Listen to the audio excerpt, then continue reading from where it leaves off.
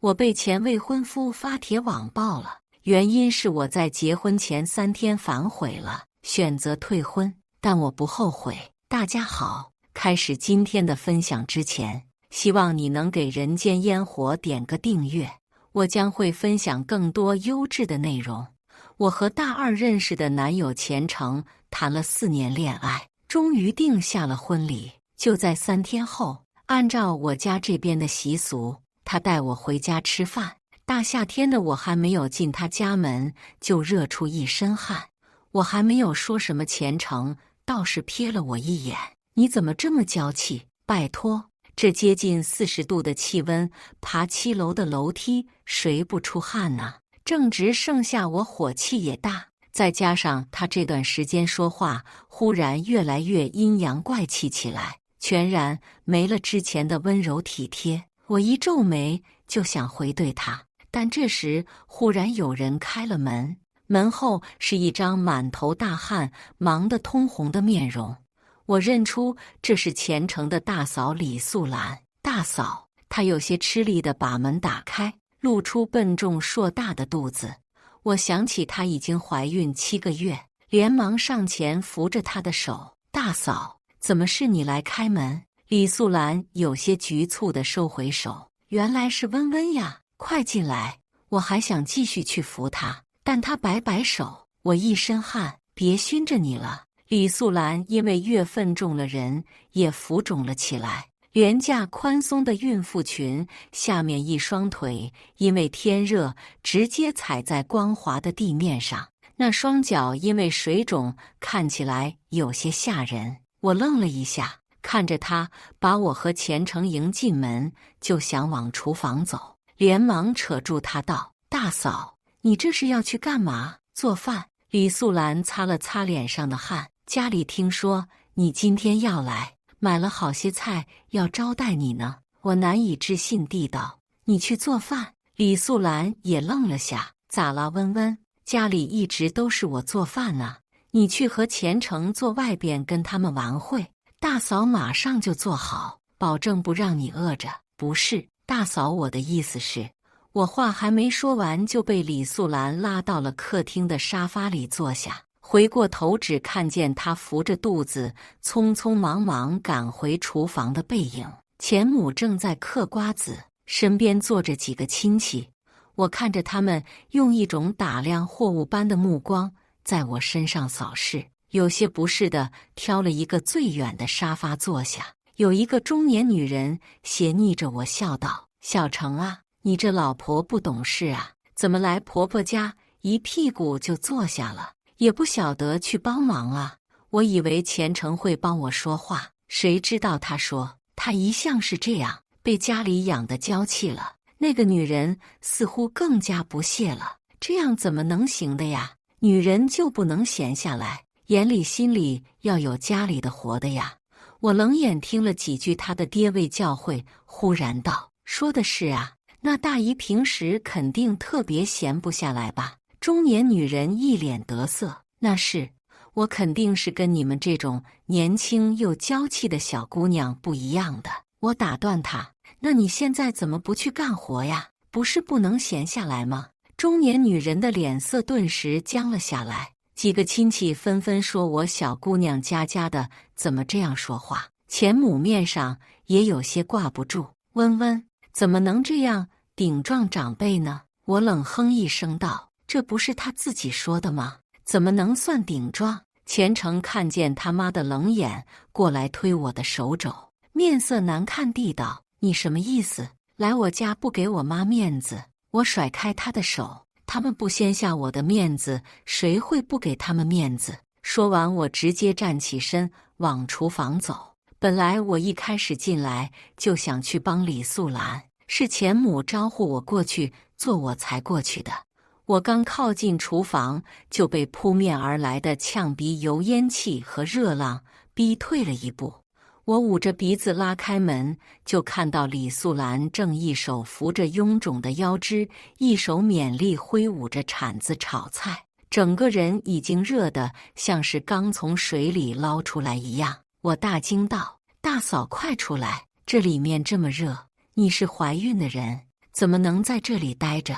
李素兰看见我有些意外，问问你怎么进来了？她看着我被油烟呛了2声，连忙道：“你快出去，这里太污糟了。”我皱着眉，被她推了出来。钱程正好过来找我，他脸色难看地道：“苏温，今天我家里这么多亲戚，你对我妈态度能不能尊重点？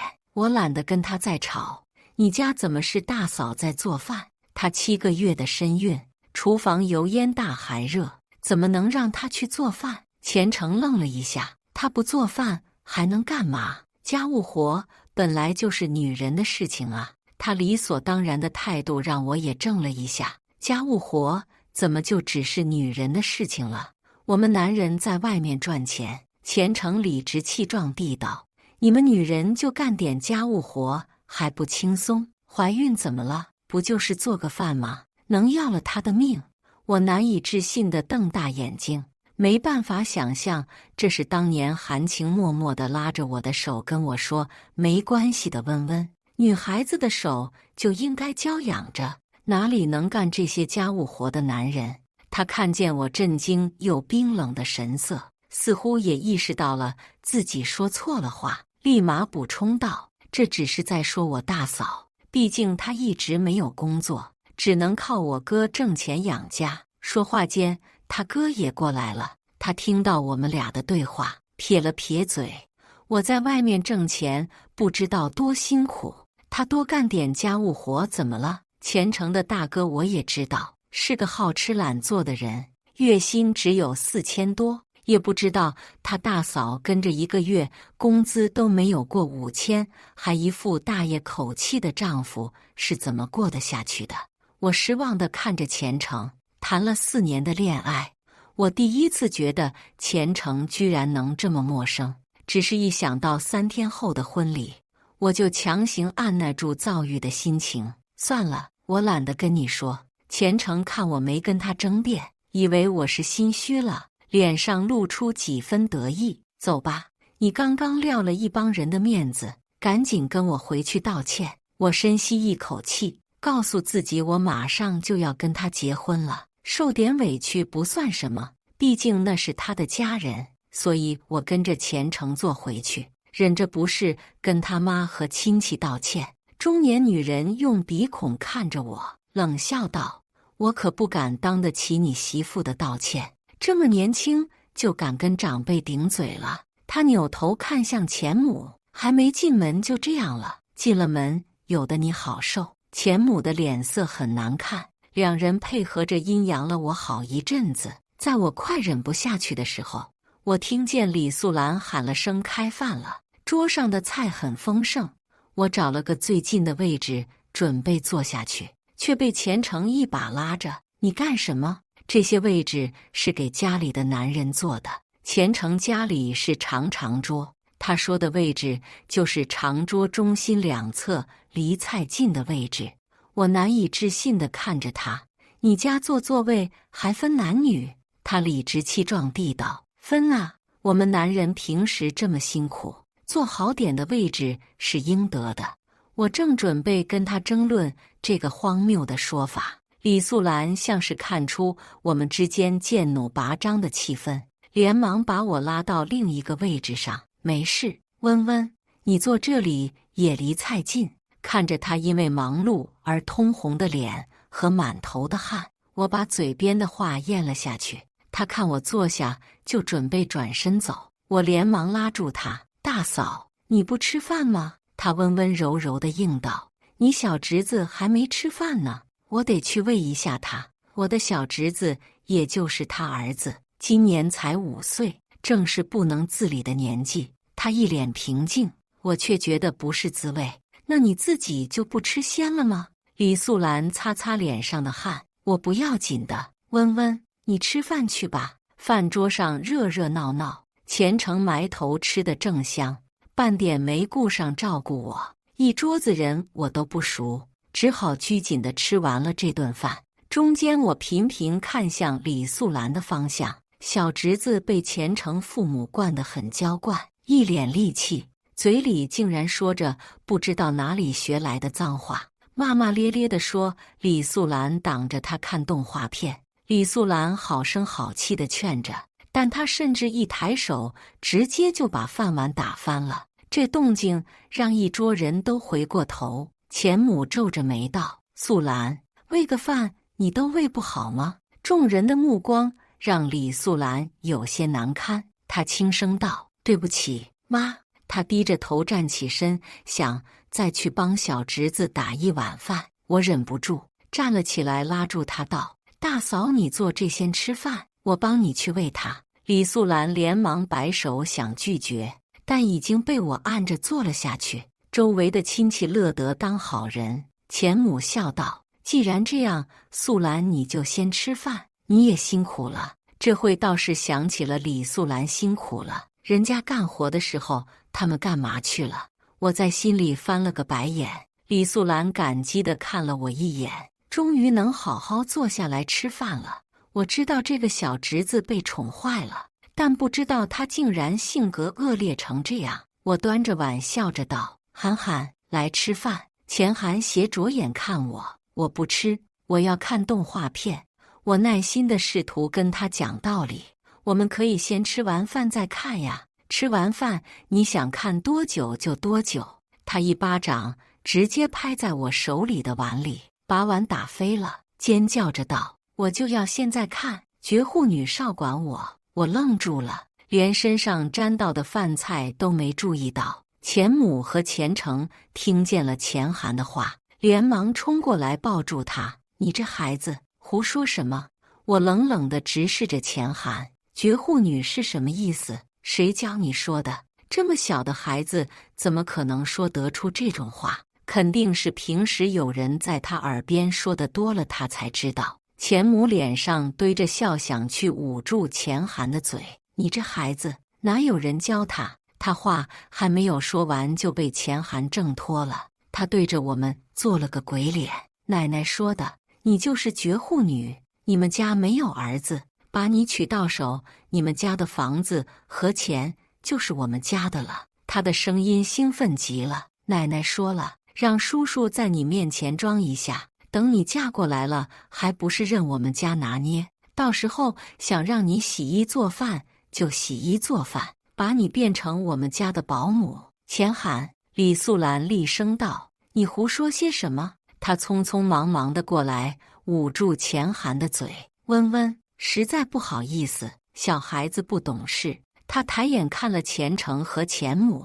眼底都是失望和恼怒。钱成脸上的神色僵住了：“温温，小孩子不懂事，都是胡说的，你不会介意吧？”“介意？”我心底全是冰冷的怒意。介意什么？介意你人前一套人后一套，还是介意你没娶到我就开始盘算我们家的家产，背地里伙同你妈妈我们家绝户？我拎起放在沙发上的包，我当然很介意。钱成，我现在通知你一声，我们的婚礼取消了。我一字一顿的冷笑：“我们退婚。”我回到家的时候，钱成和钱母都快要把我爸妈的电话打爆了。我妈看我进门，还嗔怪地道：“温温，你是怎么回事？跟着钱成回家一趟，还跟钱成他们家还顶撞长辈。顶撞长辈，他们那边看起来真是毫不愧疚，玩起这种恶人先告状的套路。”妈，我面无表情地道：“你清点一下钱家送过来的彩礼和3金，我要和他退婚。”我妈大惊失色，意识到发生了什么事，连忙拉着我坐下：“怎么了？这是出什么事了？”我把在钱家发生的事情跟我爸妈原原本本地说了一遍。我爸听完就勃然大怒：“荒唐，简直是畜生！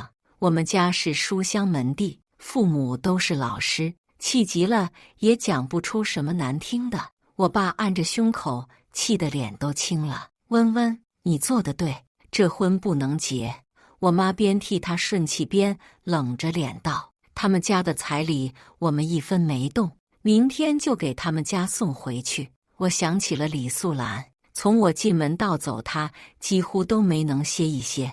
如果不是我帮她，他就像个被人鞭策的陀螺，会永无止境地忙碌下去。我觉得寒心，如果我真的嫁过去了，按照钱家的打算，我就会变成下一个李素兰。我用力地闭上眼，压下心里的苦涩和失望。爸妈，我们明天就跟他们家说清楚。结果没能等到第二天，钱母就带着钱成过来了。他们看到了我爸妈的消息，估计是原本恶人先告状，想让我爸妈给我压力。没想到我爸妈是明事理的，看着真的要退婚了，就坐不住了。钱母脸上堆着笑：“亲家，温温胡闹，你们怎么也不拦着？这马上就要结婚，请帖全都发出去了。”怎么能在这关头上退婚呢？我妈性子好，之前每次见到钱家人都是温温柔柔的，今天却面无表情地道：“再不退婚，我真害怕我们家家产就要被你们惦记到手了。”钱母尴尬地咳了一声：“那温温的结了婚，不就也是钱成的？你们也没有儿子，温温嫁过去了，还不是要给我们老钱家的？”他话还没有说话，就尖叫了一声。我爸一个杯子砸到他的脚边，铁青着脸道：“我和温温他妈还没死呢，当着我们的面就开始安排我们家的家产了。”钱成连忙护住他妈：“爸，你这就过分了，怎么能对着我妈砸东西呢？”钱母像是被这下砸得原形毕露，指着我爸鼻子骂道：“老东西！你们家没有儿子，还不许别人说了。生不出儿子是你们自家的问题，嫁鸡随鸡，嫁狗随狗。苏温要跟我儿子结婚，那你们家的东西就得给我们家。”我爸的声音都气得发颤：“没有儿子就没有儿子，我们有温温一个就够了。”钱母的声音尖利：“一个女儿养再好也是赔钱货，她都已经要跟我儿子结婚了。也不知道孝顺公婆，反而回娘家闹。我看他就是欠调教。”他狠狠地瞪了我一眼，等进了我们钱家的门，我就好好替你们管教他。手心里的银行卡攥得生疼，我深吸了一口气，皮笑肉不笑道：“那您的算盘还真是打错了呢。”我一把把那张银行卡扔在钱成的脸上：“带着你的彩礼给我滚！这婚我不结了。”钱成扶着他妈，瞪着眼睛看着我：“苏温，你疯了！你一个被我碰过的女人，谁还愿意要你？我今天肯来你家接你，已经很给你面子了。你不要给脸不要脸！”我面无表情地道：“我不需要你给的这个脸，你们现在就滚出去！”对，我妈从墙角抄起一把扫帚，往两人身上招呼：“给我滚出去！”钱成和钱母两人狼狈地走出门口，隔了老远还能听到两人口中骂骂咧咧地说着不干净的话。我看着父母因为大动肝火浑身疲累的模样，忍不住掉眼泪。爸妈，是我没用，看错了人，还连累你们一把年纪了为我出头。我爸瞪我：“傻孩子说什么呢？你是我们苏家唯一的宝贝。爸妈就算赔上这把老骨头，也得给你找回场子。”我妈也跟着点头。忽然想起什么，彩礼的那张银行卡，他们是不是拿走了？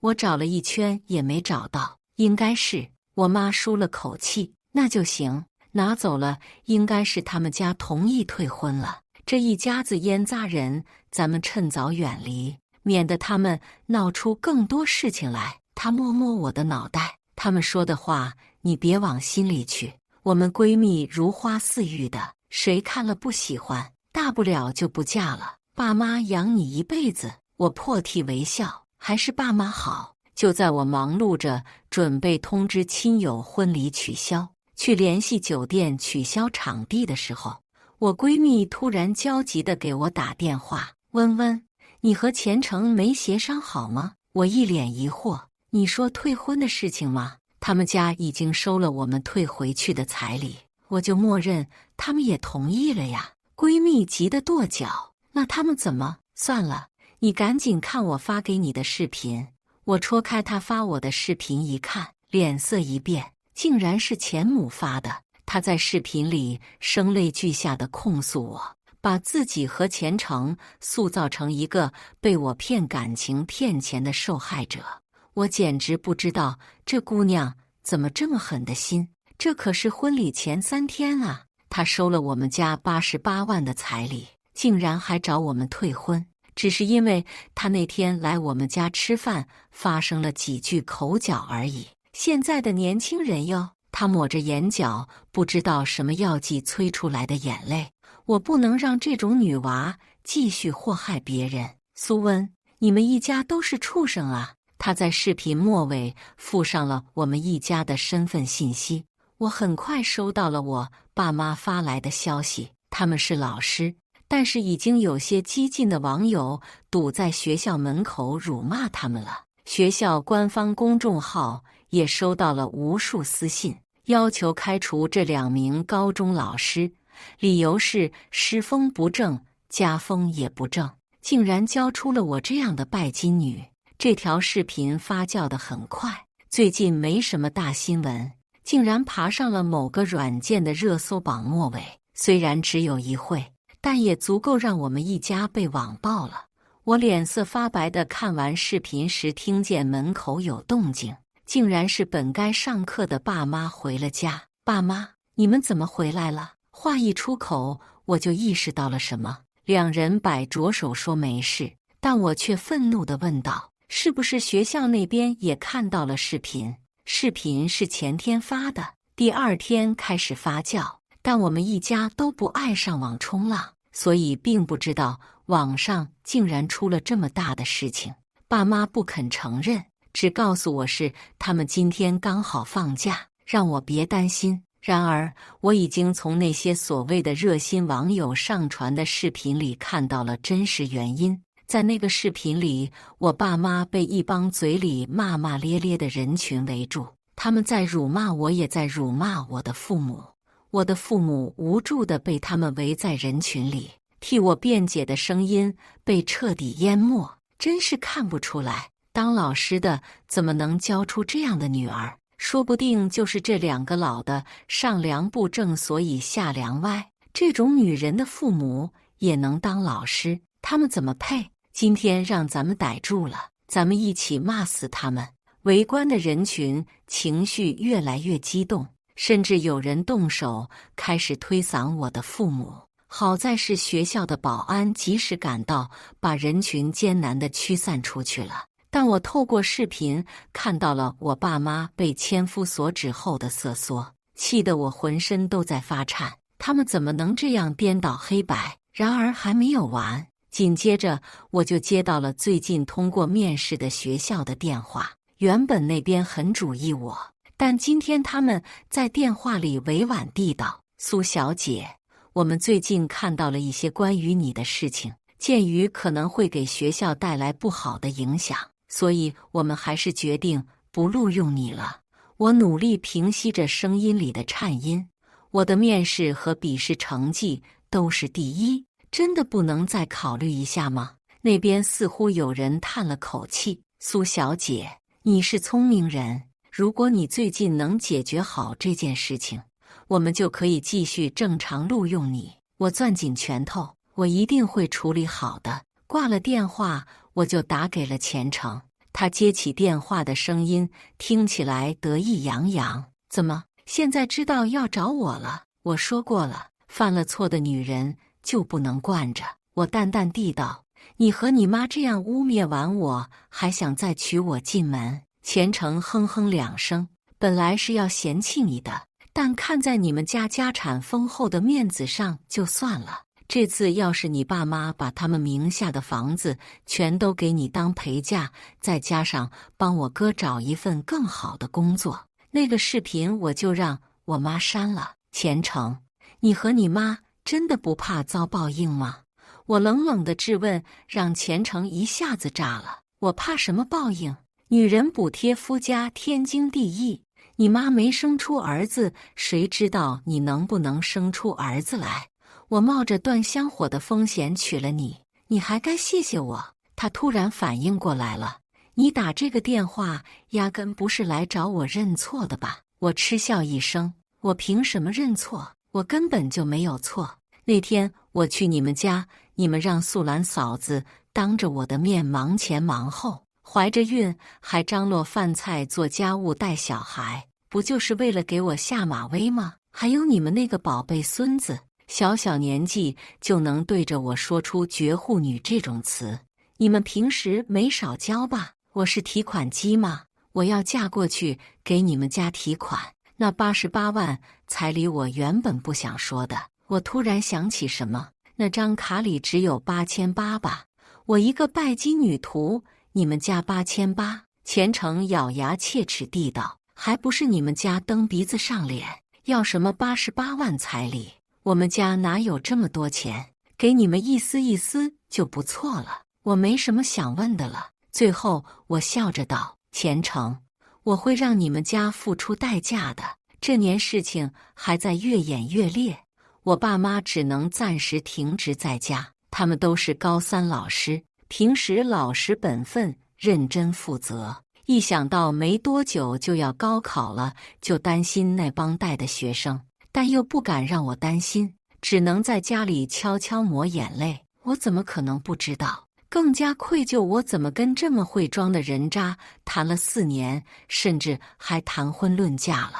在咨询完律师朋友相关问题后，我也发了一条微博，号是新注册的，我的 ID 直接取名叫我就是热搜上说的拜金女。我写了一条长长的微博，把我那天去他家看到的所见所闻都写出来，并且贴了一条录音。是的，我有录音。原本那是我爸妈担心我去了他们家说些不该说的话，让我回了家给他们听听，但没想到会派上这样的用场。我在微博里写道，我和钱程谈了4年，整个大学都是跟他一起度过的，我是真的很喜欢他，才会想要跟他结婚。那时候他会冬天一早给我送早餐，夏天顶着烈日给我送冰奶茶，会在生理期学着给我做红糖芋圆糖水，也会温柔地捧着我的脸告诉我，女孩子的手本就该好好保养，以后的家务都会由她来做。但我那天去她家看到的并不是这样，我那天并不是第一次去她家，但是第一次看到他们家对女人的态度是这样的。我记得我第一次去他家吃饭的时候，他妈妈很热情，全程只让我坐在沙发上等吃的就好，还一直跟我说他从小就教育钱程要尊重心疼女孩子，让我放心的嫁过来。我那时候满心欢喜，憧憬着嫁进他们家的生活，我觉得一定是非常幸福的。但是那天看到的一切给了我很大的打击。做出退婚的决定的时候，我也很痛苦，但我没想到他们竟然能无耻到来抹黑我和我父母。原本被他们辱骂只是需要我一个人承受的事情，但他们非要闹得这么难看，我只能陪他们到底了。钱程，依据《治安管理处罚法》第25条规定，散布谣言、谎报险情、疫情、警情或者以其他方法故意扰乱公共秩序的，可能处5日以上10日以下拘留。如果编造的是险情、疫情、灾情、警情，严重扰乱社会秩序，可能涉嫌刑法第291条之一的编造、故意传播虚假信息罪，最高可以处7年有期徒刑。你等着进去吧。微博刚刚发出去1小时就爆了，毕竟前2天这件事情才上过热搜，更别提我还在微博里面放了那天去他们家的全程录音，以及他们来我家吵架那天的录音，还有我和钱程那通电话的录音记录。网上的网友一下炸了，我就说出事的时候我就去搜了，爸妈每年都是优秀老师，这样的家庭怎么可能教出拜金女？你们要去网暴人家的时候，我就劝了，未知全貌，不予置评。你们非得去，这下好了吧？我的妈8800的彩礼，硬说88万，这男的和他妈别太不要脸了。只有我心疼他说的那个大嫂吗？这个女孩醒悟的早，还能跑，但是那个大嫂已经跑不了了。这不是要给他们家当一辈子保姆了？虽然说男的家也有错，但谁家要彩礼要88万啊？这还不是卖女儿吗？肯定是因为他们家要价太高，钱家才做出这种事情的。虽然评论区大部分都是义愤填膺帮我骂钱家人的，但下面还得有不少男的在叫嚣我们家彩礼要价太高，是因为我们家要价太高，钱家才不义的。下面有很多男的附和，甚至冒出来许多男的说什么现在女的就是拜金，彩礼就是封建残余，要彩礼就是卖女儿。我点进去一看，这些人互相聊得欢快，聊出了几千条。但我点开蹦跶的最厉害的那几个人的主页一看，这些人全都是结了婚的，但主页转发的全是一些擦边主播的微博，在下面当舔狗，偶尔也会发自己的老婆，但都是抱怨自家黄脸婆又丑又唠叨，要不是能在家里当保姆，包了所有家务，他们才不娶。我觉得可笑。我在最高赞质问我彩礼为什么要得这么高的楼，下面回复：因为我陪嫁188万，还带市中心一套精装的婚房。我这样说你还有问题吗？附图是一本房产证和一沓堆叠起来用红色喜盒装着的现金。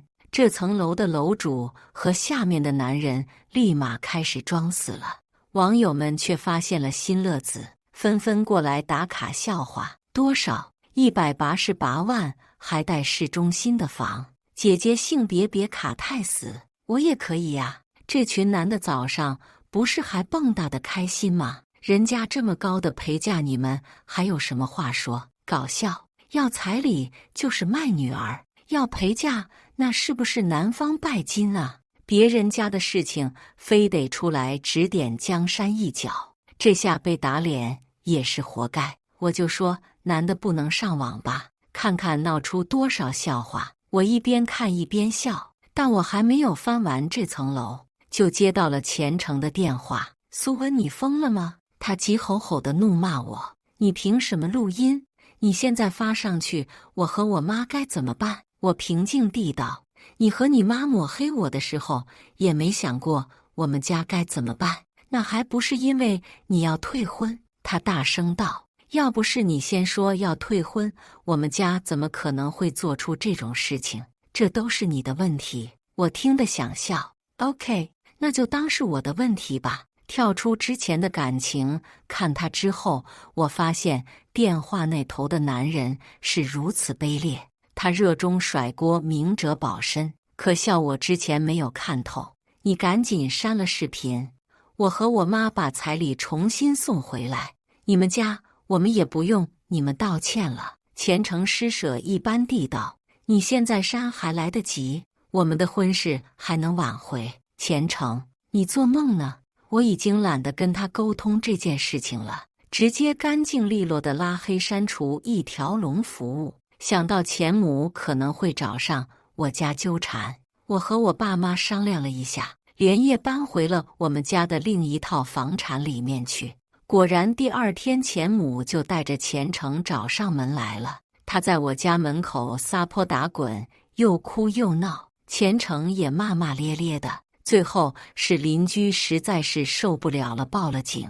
他们看我们一直没出来，意识到不对劲，这才知道我们已经搬走了。邻居给我们家打电话说这事的时候格外愤怒，他们那个嘴脸我真是受不了，口口声声说你们家绝户，他儿子万里挑一，你们不懂珍惜。他啐了一口，咱们这栋楼住了多少老教师，子女个个都有出息，清华北大的学生也一抓一大把，他们在装什么呢？我笑道，他们家作风就是这样，倒是打扰到你们了。邻居跟我爸妈是好朋友，也是同事，豪爽地道，没事妹子，碰上这种人渣，估计是你们家水逆，过了这道坎就好了，你们家肯定会红火起来的。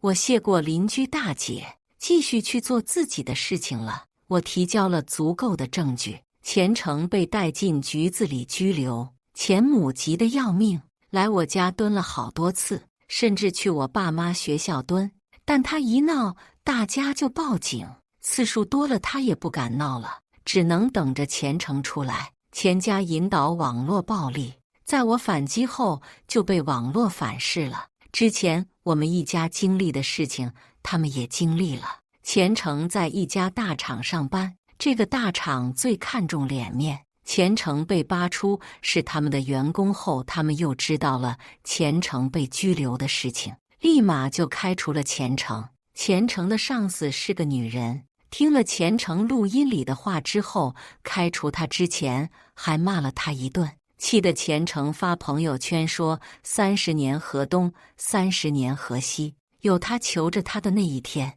然而他等不到了，他的名声已经臭完了，钱家也臭名昭著，不说全国闻名，也是全省闻名了。钱程相亲了许多次都没能找到结婚对象，过程中他们也来找我了，但我工作单位不在本市，他们自然扑了个空。钱母特别怨恨我，逢人就败坏我的名声。我知道后找人收集证据截图和录音，把他也送进局子里去了。这下钱家彻底蔫了。这当中还发生了一件事，我删掉了钱家的所有人，唯独留下了李素兰。她是家庭主妇，没什么社交，偶尔会跟我掉眼泪，说自己的日子苦。我终于有一次下决心问她：“你有没有想过要离婚？”她愣住了。我怎么能丢下我的孩子呢？儿子钱家肯定是不会让你带走的，女儿他们巴不得不要，你去离婚吧，过自己的日子。李素兰2胎生了个女儿，钱母很不满意，每天骂她是个赔钱货，对女儿也不好，她还是很迷茫。可我离了婚，能去哪里呢？我一个家庭主妇，素兰，你是一个成年人，找个温饱的工作不难。而且你想想，你跟着钱家的过的是什么日子？我知道钱家人一个月只给他1000，就让他负责全家人的伙食，还有女儿的花销、孙子的花销，钱母会额外支出。李素兰每个月都抠得紧巴巴的，还要被钱家人骂是不是私自吞钱，不然为什么花得这么快？李素兰沉默了。谢谢你，温温，我再想想。又过了一段时间，我听说李素兰离婚了，女儿跟她，我特地去恭喜她，然后帮着她介绍了一个在我爸妈教书的高中食堂打饭的工作。她很感激我，温温，要不是有你，我可能这一辈子也没有决心离开那个家。虽然挣得不多，但也够花，孩子还小，她带得很辛苦，可再苦也比在钱家每天被精神破好。第2年过年，我带着男朋友回家见家长，如果没有意外，我们年后就会结婚。男朋友体贴又温柔，在我家一直抢着帮忙做家务。我们温温是小公主，家务活还是让我来，爸妈很喜欢她。吃晚饭后，老2口把我们赶出去逛街。温温，你带着她去看看我们这，带人家吃点好吃的。我知道他们俩想让我们过2人世界，也就没拒绝。走到半路，突然有个邋遢的男人想过来拉我，嘴里嚷嚷着：“温温，我是钱程啊。”他旁边还有个蓬头垢脸的中年女人，正用怨毒的眼神边看我边拉住男人：“你还去找他干什么？都是他害得我们家没有气运了，你大哥老婆也跑了。现在我还要天天在家干活。”男朋友奇怪地问道：“你认识他们？”我淡漠地移开目光：“不认识。”我们走吧。我们一起向前走，把喧闹都抛在身后。以上就是今天分享的故事。大家有什么想说的、想吐槽的，欢迎在下方评论交流。也更希望能给人间烟火点个订阅。我将会分享更多优质的故事内容。